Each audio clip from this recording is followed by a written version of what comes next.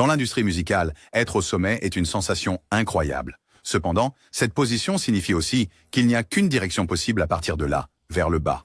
Demandez-le simplement à ces musiciens dont les carrières ont été ruinées partout, des scandales criminels aux problèmes de garde-robe, en passant par des désastres de playback. Jerry Lee Lewis. En 1958, la sensation rock'n'roll Jerry Lee Lewis a entrepris une tournée au Royaume-Uni avec sa femme secrète, Myra Gale Lewis, dont il cachait au public le véritable âge de 13 ans et le fait qu'elle était sa cousine. Le scandale a éclaté lorsqu'un journaliste du Daily Mail, Paul Tanfield, a posé des questions sur son âge lors d'un événement de presse. Lewis a faussement prétendu qu'elle avait 15 ans, mais la vérité a rapidement émergé, déclenchant l'indignation. Le public britannique a boycotté ses spectacles, le chahutant hors de scène et forçant l'annulation des concerts. Son hôtel de luxe l'a expulsé et il a fui aux États-Unis, où les stations de radio et les réseaux de télévision l'ont mis sur liste noire.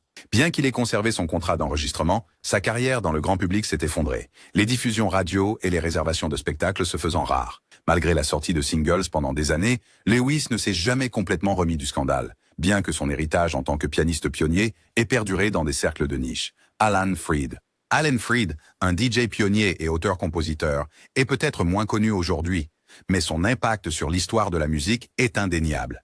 Il est célébré pour avoir inventé le terme rock'n'roll, organisé le premier concert de rock au monde et influencé la musique américaine d'après-guerre en tant que faiseur de goût de 1952 à 1957. Pourtant, sa carrière s'est effondrée de manière dramatique en 1957.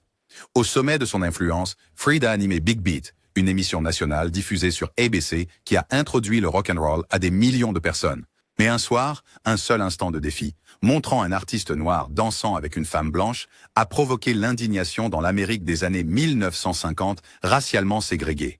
La chaîne a brusquement annulé Big Beat, une décision qui a dévasté Freed, dont la santé et le mariage étaient déjà en train de s'effondrer.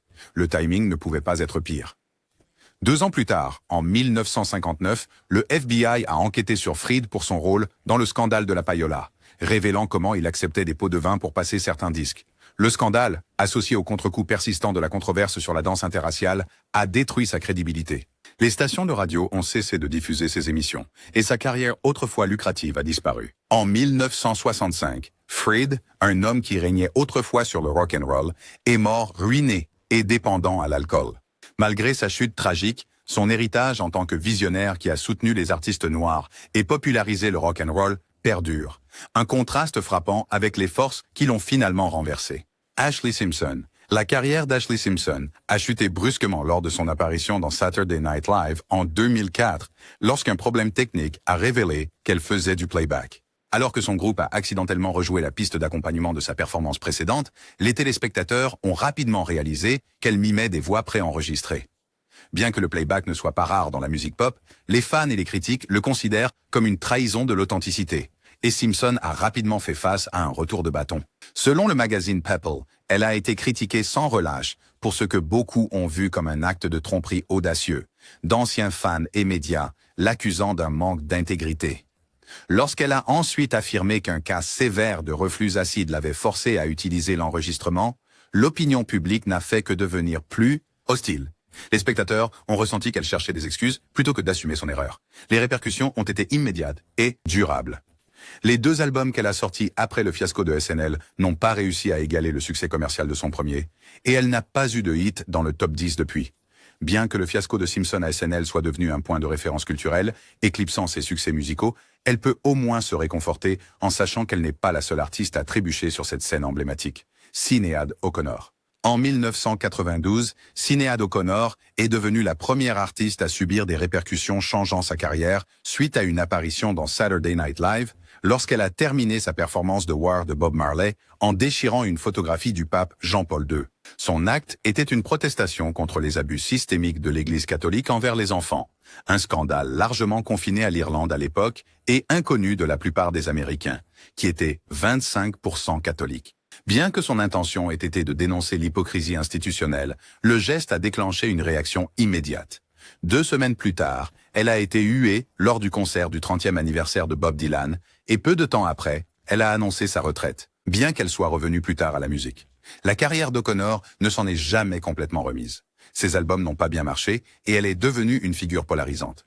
Des années plus tard, elle a réfléchi au sacrifice. J'ai tout risqué, ma carrière, ma vie pour m'exprimer. J'aurais pu être milliardaire si j'étais resté silencieux. Bien que sa protestation semble maintenant clairvoyante au milieu de la prise de conscience mondiale des abus de l'Église, elle reste un moment déterminant de défi artistique qui lui a coûté la faveur du public. Justin Timberlake. Lors du spectacle de mi-temps du Super Bowl 38 de 2004, Justin Timberlake a arraché une partie de la tenue de Janet Jackson, exposant son sein à un public de 100 millions. Les deux artistes ont affirmé que la révélation était partiellement planifiée.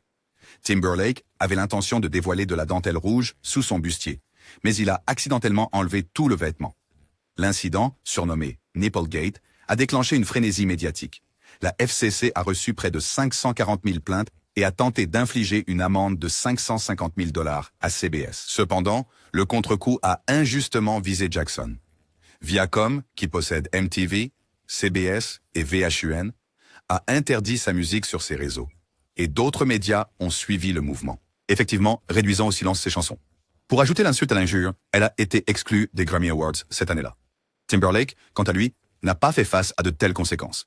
Il est resté une figure de proue sur MTV et a été invité aux Grammy Awards. Bien qu'il se soit excusé plus tard, l'incident a consolidé le statut de Jackson en tant que paria culturel, tandis que la carrière de Timberlake prospérait.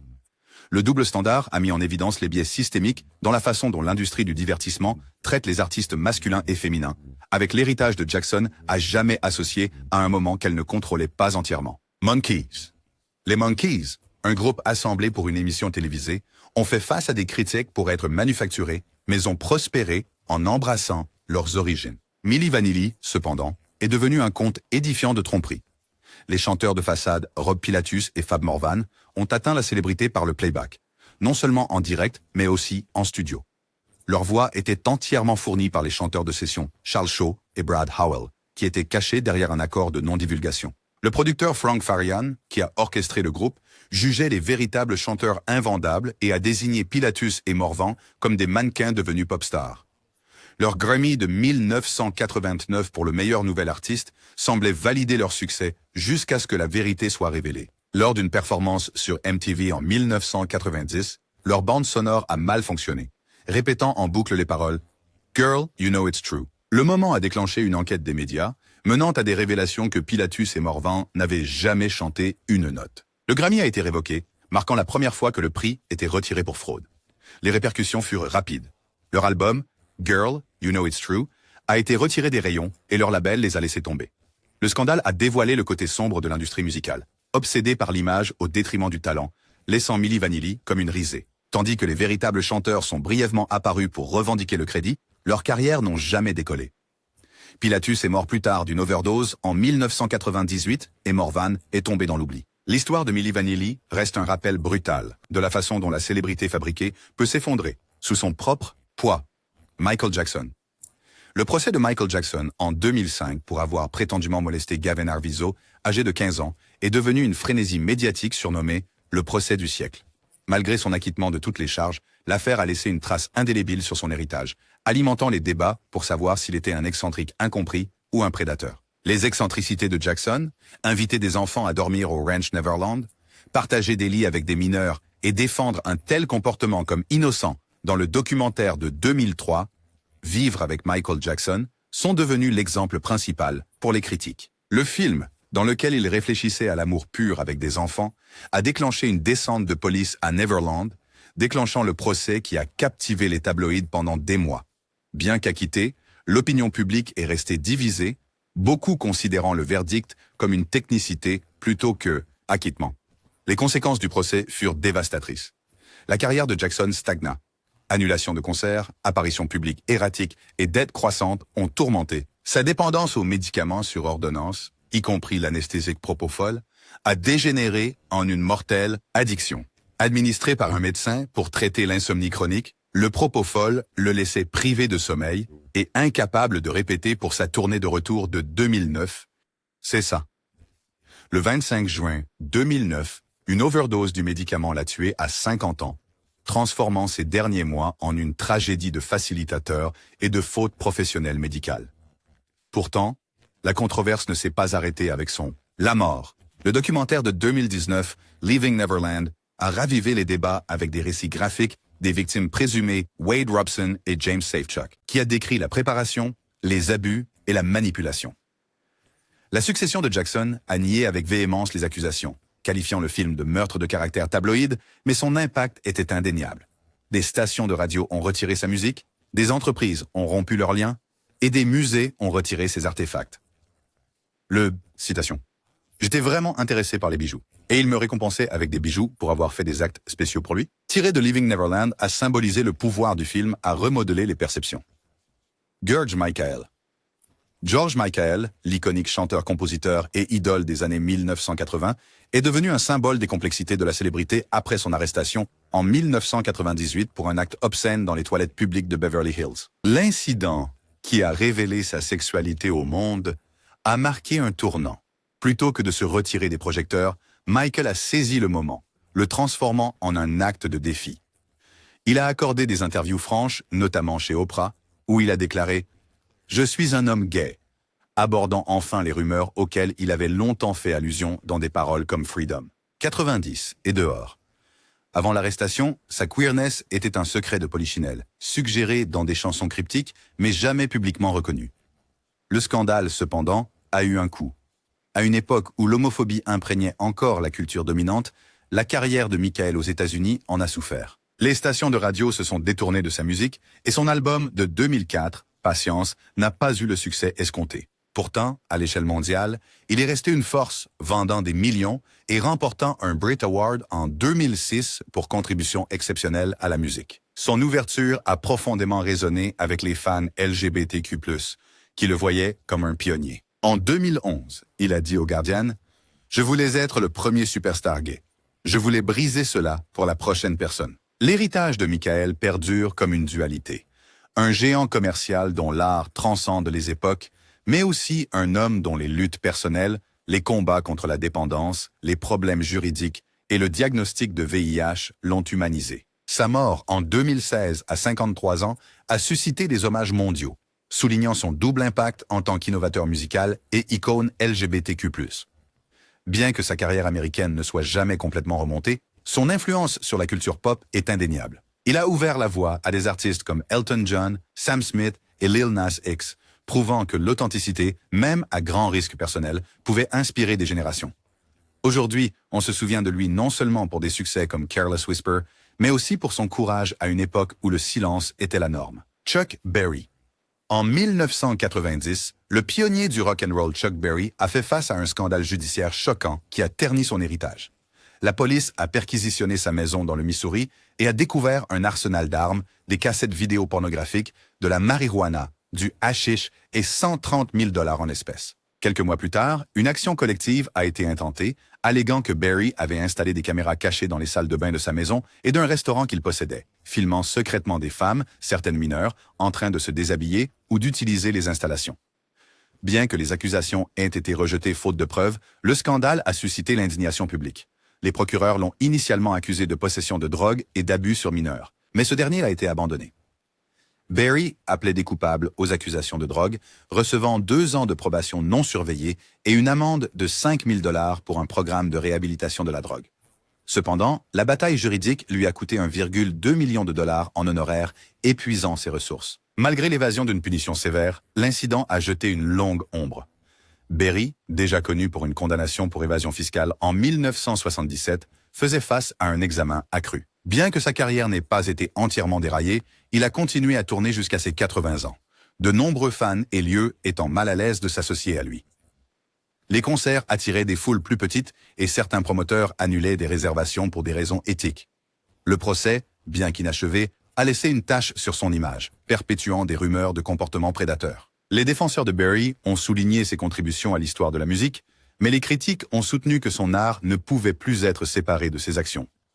Dans des interviews, il a rejeté les accusations comme des mensonges, mais les dommages financiers et de réputation persistaient. Au moment de sa mort, en 2017, le scandale restait une note de bas de page dans ses nécrologies, un rappel que même les légendes peuvent tomber en disgrâce.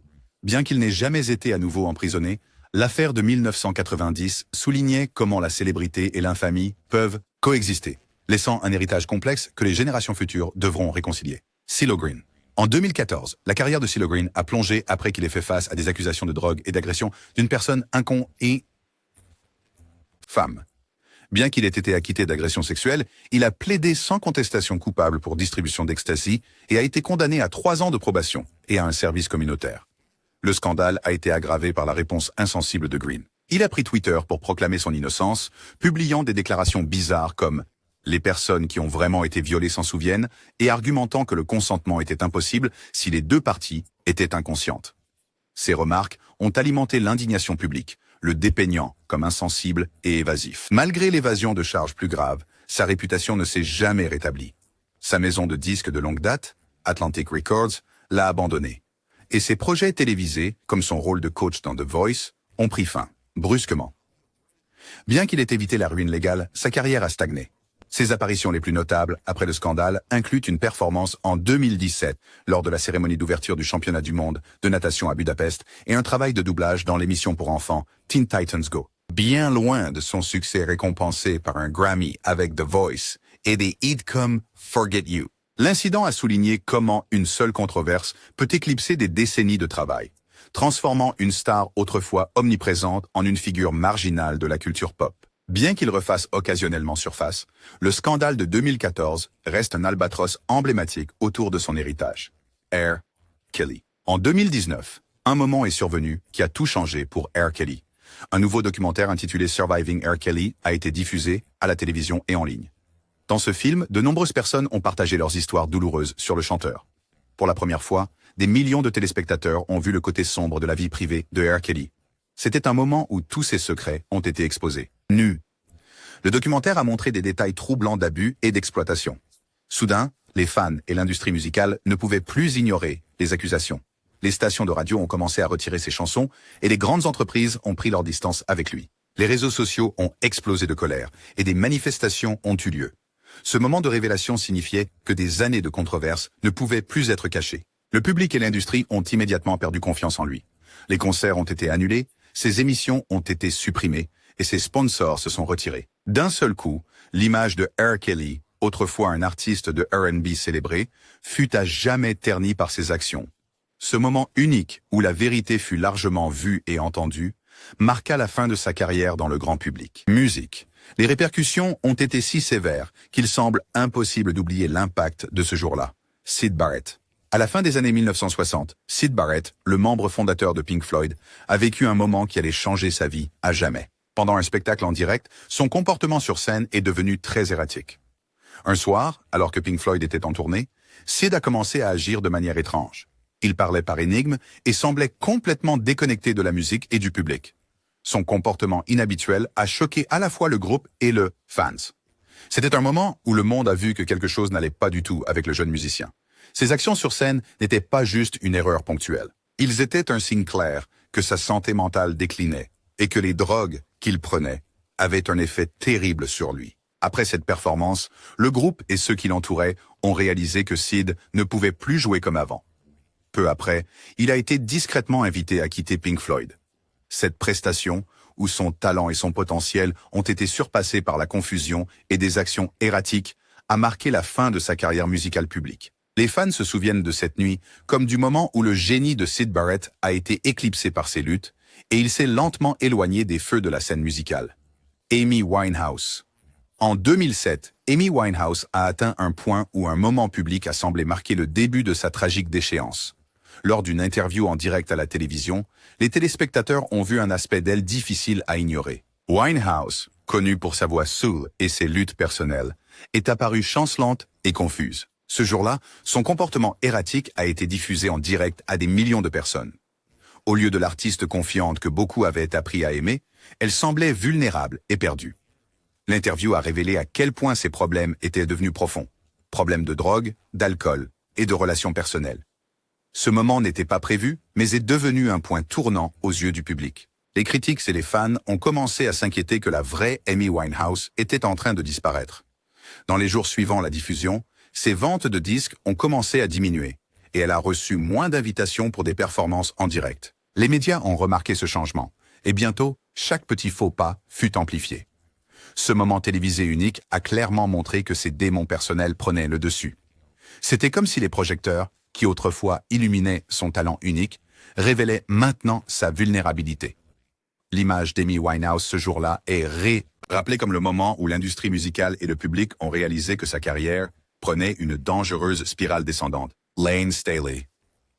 Lane Staley, le chanteur principal d'Alice in Chains, a eu un moment qui a marqué le début de sa chute tragique. Lors d'un concert en direct au milieu des années 1990, la voix de Lane était à peine audible, et il semblait incapable de se connecter avec le public.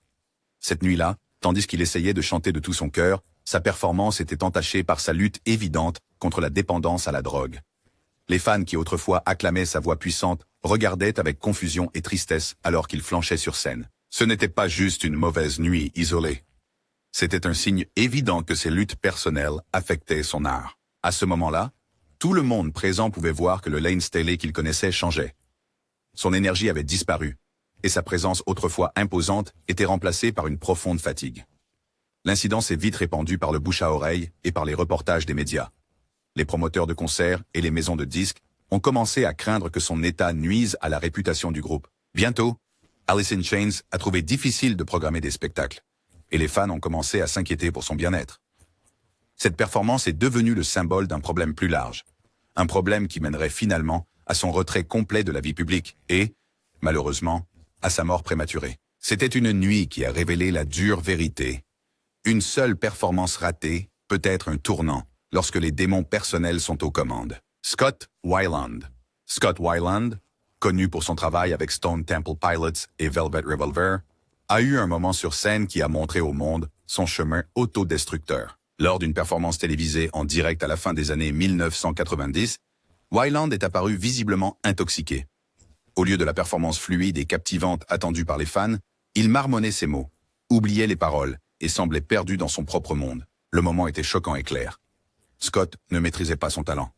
Les fans qui admiraient autrefois sa présence scénique dynamique sont restés confus et déçus. La performance a été largement rapportée dans les médias et, soudainement, les initiés de l'industrie ont commencé à remettre en question sa fiabilité. Les promoteurs de concerts ont commencé à annuler des spectacles et les maisons de disques sont devenues hésitantes à investir dans une star qui ne pouvait pas garantir une performance constante. Cette nuit désastreuse a été un tournant.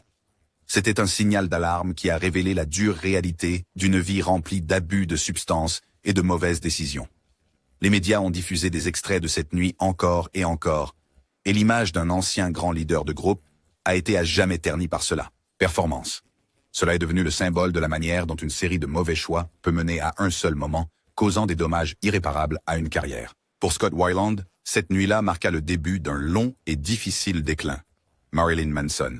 Pour Marilyn Manson, un moment clé est survenu lorsque des allégations troublantes ont émergé pendant une interview en direct au début des années 100, les années 2000. Ce jour-là, un magazine populaire a diffusé une interview censée montrer un autre aspect de la star du choc rock. Cependant, au fur et à mesure de l'interview, de graves accusations de comportement abusif et de mauvaise conduite ont commencé à émerger. Les questions étaient directes et les réponses de Manson n'ont fait qu'approfondir la préoccupation. À ce moment-là, les médias et les fans ont vu un aspect de lui dont on parlait depuis longtemps, mais qui n'avait jamais été pleinement révélé. C'était comme si la persona soigneusement construite d'un artiste controversé se brisait aux yeux du public. Les réseaux sociaux ont explosé de discussions et d'indignation. Les grands festivals et lieux ont commencé à le retirer de leur programmation. Les sponsors ont rapidement retiré leur soutien et les chaînes musicales ont supprimé ses vidéos de leur rotation.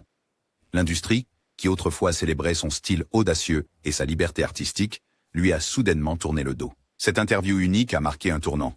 Ce fut le moment où le poids des allégations est devenu trop lourd pour être ignoré. Pour Marilyn Manson, cet événement a conduit à une perte presque immédiate du soutien de l'industrie et de la confiance du public. Ce fut un jour qui a signalé un changement dramatique. Un jour où l'équilibre a basculé contre lui, laissant sa carrière subir les retombées de ses révélations. Tekashi 6X9 En 2018, Tekashi 6X9 a atteint un moment qui allait changer à jamais son carrière. Ce jour-là, il a été arrêté par des agents fédéraux pour des accusations graves. L'arrestation a été largement diffusée sur les réseaux sociaux et les médias, montrant le jeune rappeur menotté, entouré par la police. Ce n'était pas une arrestation ordinaire. C'était une démonstration publique de ses ennuis judiciaires et un signal clair que son comportement incontrôlé l'avait rattrapé. L'incident a marqué un tournant car il a exposé le côté dangereux de la vie. Dès que les images de son arrestation se sont répandues, de nombreux labels de musique et professionnels de l'industrie ont commencé à prendre leur distance. Les fans, qui avaient autrefois applaudi son style audacieux et une présence outrancière sur les réseaux sociaux, le considéraient maintenant comme un symbole d'anarchie et de danger. Les principaux services de streaming ont commencé à retirer sa musique des playlists sélectionnées et les sponsors se sont rapidement retirés. La réaction du public a été rapide et sévère, et l'arrestation est devenue un moment de prise de conscience. C'était le jour où la réputation de Tekashi 69 s'est retrouvée à jamais ternie par ses actions criminelles.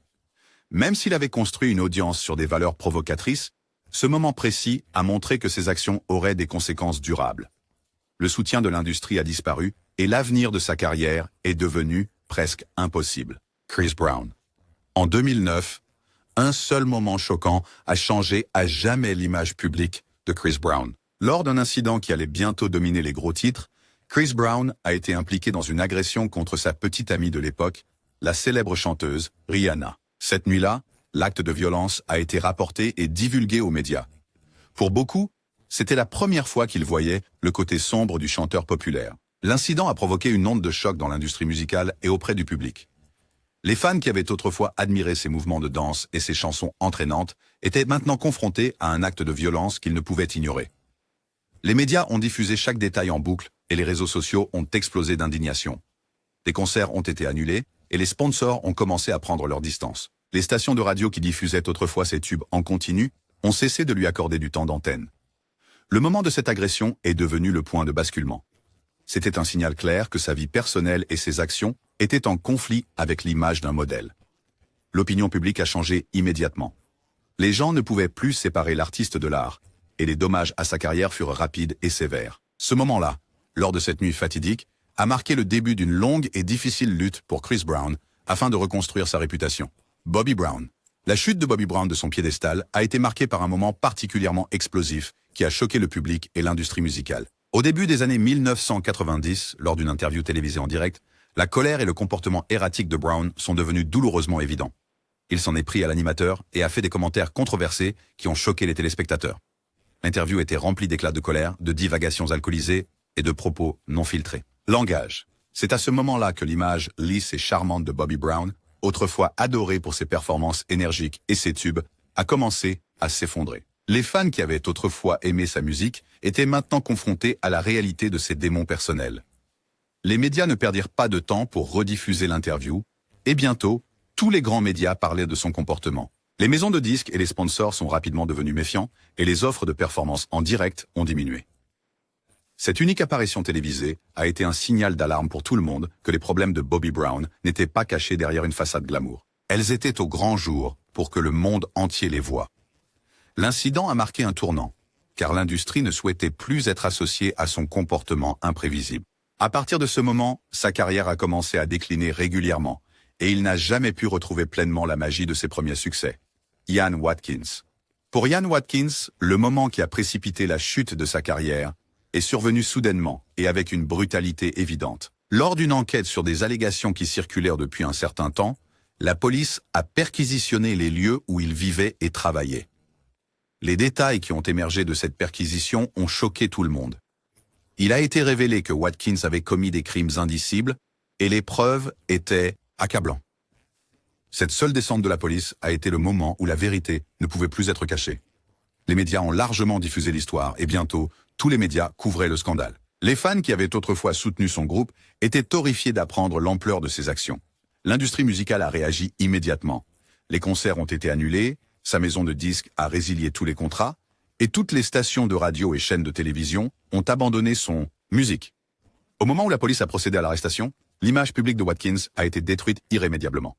Les conséquences ont été rapides et sévères, les partenaires de l'industrie et les sponsors refusant d'être associés à lui de quelque manière que ce soit. Pour beaucoup, ce jour est devenu synonyme de trahison et de choc. Ce fut un moment où la confiance et l'admiration des fans se sont transformées en dégoût et en incrédulité.